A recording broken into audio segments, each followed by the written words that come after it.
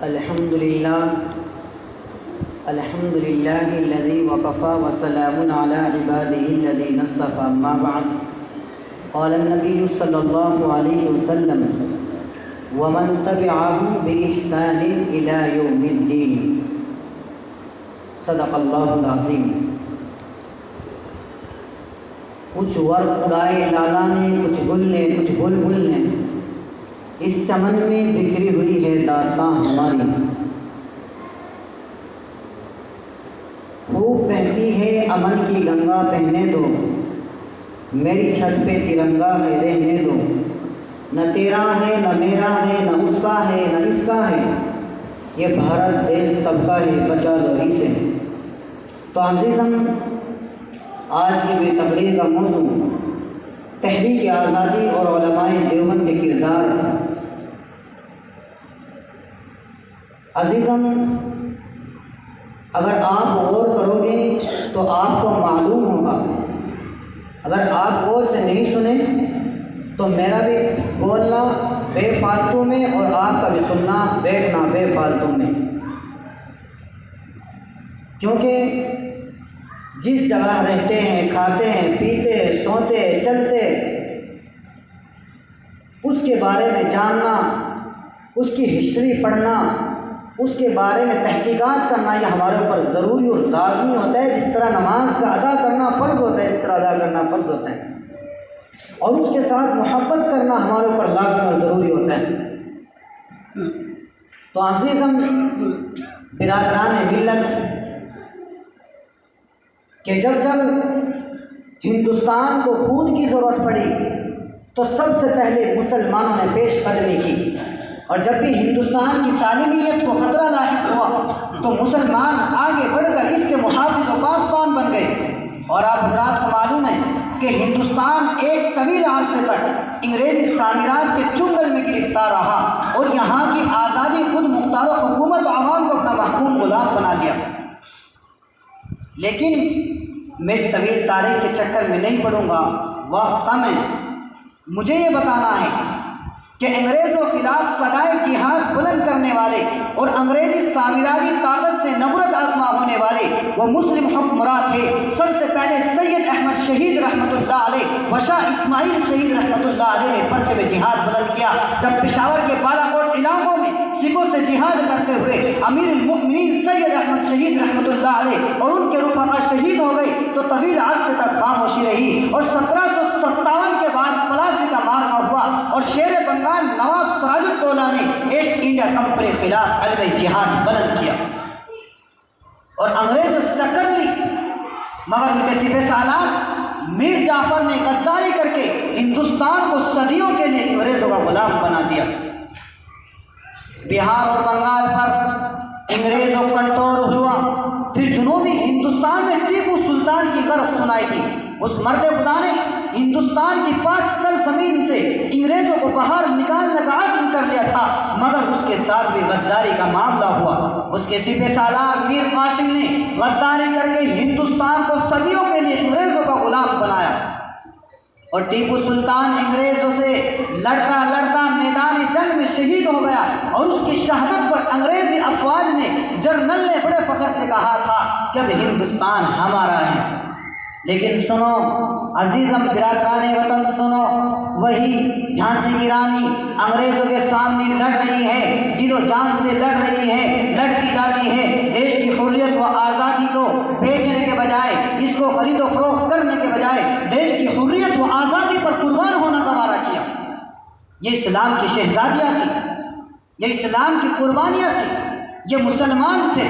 لیکن سنو، تاریخ نے ان جیسی شخصیات کو یاد رکھا اور مغل حکومت کا ٹمٹماتا چراغ ہمیشہ کے لیے بجھ گیا۔ شہزادیاں قتل کی گئی، ہزاروں علماء کو تہ کیا گیا، سینکڑوں علماء کو کالے پانی کی سزا سنا دی گئی، اور ہزاروں مسلمانوں کو برسر عام پھانسی دے دی گئی۔ اسی پر اکتفا نہیں، سنو میرے بھائیوں، اسی پر اکتفا نہیں، اس بھارت کے اندر ہمیں کوئی ادھیکار نہیں تھا، ہم اپنی مرضی سے شادی نہیں کر پاتے تھے، ہم اپنی مرضی سے اپنی مزدوری نہیں کر پاتے تھے، ہم اپنی مزدوری سے اپنی کھیتی نہیں با سکتے تھے، ہم اپنی مزدوری سے اپنی کسان گری نہیں کر سکتے تھے، ہم اپنی زندگی کے اندر رہ کر اپنے اندر چودراہٹ نہیں لا سکتے تھے، کیونکہ ہم نے غلامی کی زنجیر کو پہننے لیا تھا۔ کیوں پہنا؟ کہ ہم نے اپنے اسلام کو چھوڑ کر غیروں کے دھرم کو اختیار کرنا شروع کر دیا تھا، جس وجہ سے آج حالات اسی طریقے پر آ رہے ہیں۔ تو عزیزم، مسلمانوں کی قربانیاں کیا بتاؤں۔ ایک انگریز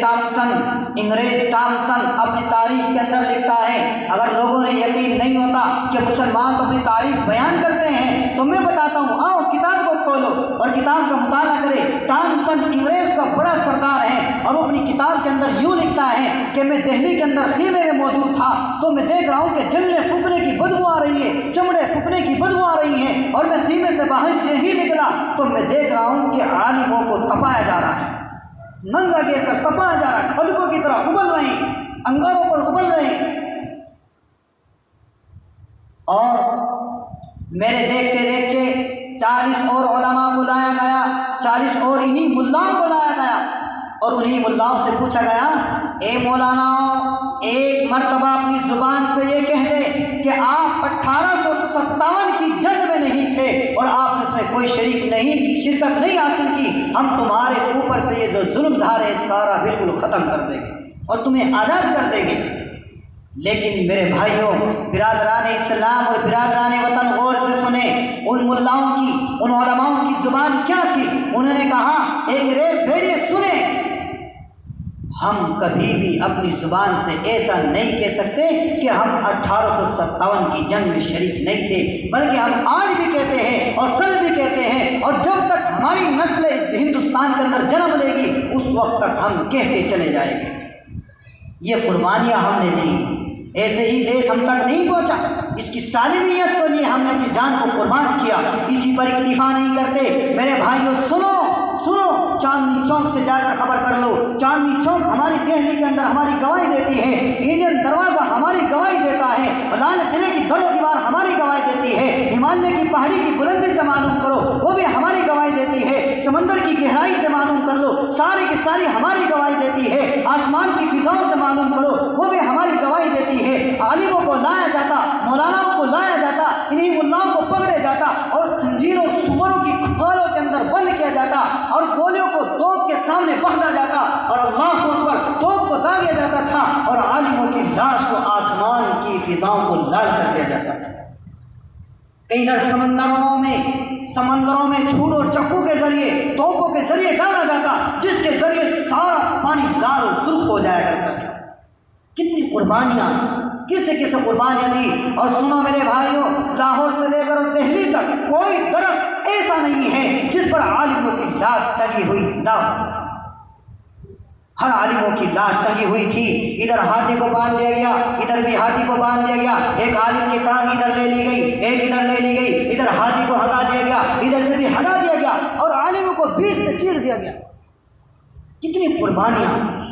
کیسے قربانیاں ہمارے اکابروں نے دی۔ لیکن آج پھر اہل وطن ہم سے پوچھتا ہے کہ تم نے دیش کی حریت و آزادی کے لیے دیا کیا ہے؟ ارے آؤ ہم تم کے بتاتے ہیں کہ ہم نے اپنے دیش کے لیے ہر چیز قربان دی ہے، اپنی جان کو بھی قربان دیا، اپنے دین کو بھی قربان کر دیا، اپنے مال کو بھی قربان کر دیا ہے۔ ہم تو قربانی کرتے آئے ہیں اور آج بھی اگر ہمارے دیش کو خون کی ضرورت پڑتی ہے تو سب سے پہلے انشاءاللہ مسلمانی پیش قدمی کے لیے تیار بیٹھے ہیں۔ تو عزیزم، یہ تو ہمارے واقعات ہوئے ہیں جو ہمارے اکابروں نے، ہمارے بزرگوں نے قربانیاں دی ہیں۔ اور میں آپ سے دارالعلوم کے بارے میں بتا دوں جس کے اوپر ظالموں کی نظر ہمیشہ آتنکوادی کا اڈا گھوشت کرتے ہیں، اور میں تم کو بتاتا ہوں کہ اس دارالعلوم نے ہم کو کیا دیا ہے، اسی دارالعلوم سے کیا ہم نے ملا ہے۔ انار کا درخت، مسجد چھتا، کوئی طالب علم پڑھنے والا نہیں۔ انار کے درخت کے نیچے اپنے استاد ملا محمود احمد کے سامنے زانو قلم مستح کرنے والا دارالعلوم دیوبند کا سب سے پہلا طالب علم محمود الحسن صاحب ہے۔ سب سے پہلا طالب علم، ایک طالب علم پڑھنے والا، لیکن فکر لیتا ہے کہ ہندوستان کے لوگوں پر، مسلمانوں پر نہیں بتا رہا ہوں، مسلمانوں پر اتنا ظلم نہیں تھا جتنا کافروں پر ظلم تھا، بتا رہا ہوں مسلمان تو ان کی نوکریاں کر رہے تھے، مسلمان تو ان کے یہاں فوجیاں ملٹری بھرتیوں میں لگا کرتے تھے، کیونکہ مسلمانوں کو اتنے پریشان نہیں کرتے تھے جتنے غیروں کو پریشان کیا جاتا تھا، یہ بھی یاد رکھنا۔ لیکن میرے بھائیوں، جب دیکھا کہ مسلمان نہیں بلکہ لوگوں کو پریشان کیا جا رہا ہے، انہی کافروں کی، انہی غیروں کی بچوں کو، جوان جوان بچوں کو انگریز اٹھاتا ہے اور اب پوری رات اپنے حوالے رکھتا ہے، شادی کرتے پہلی رات اپنے پاس لگاتا ہے۔ لیکن جب عالموں نے فکر لی، غم لیا، اور 18 سال کی عمر میں یہی محمود الحسن صاحب رو رہا ہے، گڑ گڑا رہا ہے، اپنے اللہ سے دعا کر رہا ہے، اے اللہ میرے دیش میں کتنا ظلم ہو رہا ہے، انسان تو انسانی ہے۔ اللہ کے قرآن کے اندر کہہ جاتے ہیں لقد خلقنا الانسان فی احسن تقویم، میں نے تو ہر انسان کو خوبصورت بنایا۔ ہمارے اسلام کے اندر یہ نہیں کہ یہ مومن والا اس کی عزت زیادہ ہے، یہ غیر والا اس کی عزت زیادہ ہے، بلکہ جس نے انسان کی عزت کی، انسان کو مانا، اسی کا مقام بلند کیا جاتا ہے۔ ہمارا اسلام یہی سکھاتا ہے کہ انسان کی عزت کرو۔ لیکن یہی محمود الحسن صاحب جنہوں نے دنیا نے شیخ الہند کے نام سے یاد کیا، انہوں نے ایک ریشمی رومال انعام میں دیا گیا تھا، کیونکہ شیخ الہند رحمۃ اللہ علیہ افغانستان اور ترکی کی مدد سے ہندوستان میں فوجی انقلاب لانا چاہتی تھی۔ شیخ الہند رحمۃ اللہ علیہ نے، جو آپ دنیا کے اندر یہ میپ دیکھتے ہو نا، میپ، یہ حضرت ہی کی قربانیاں ہیں، جو کہتے ہیں کہ ہندوستان کو کیا دیا، دیکھو کتنی بڑی چیز دی ہے کہ آج جس کے سارے ہم راستہ ناپ لیتے ہیں، میپ جسے بولتے ہیں، نیٹ کے ذریعے ہم راستہ اپناتے ہیں، یہ شیخ الہند کی قربانیاں ہیں۔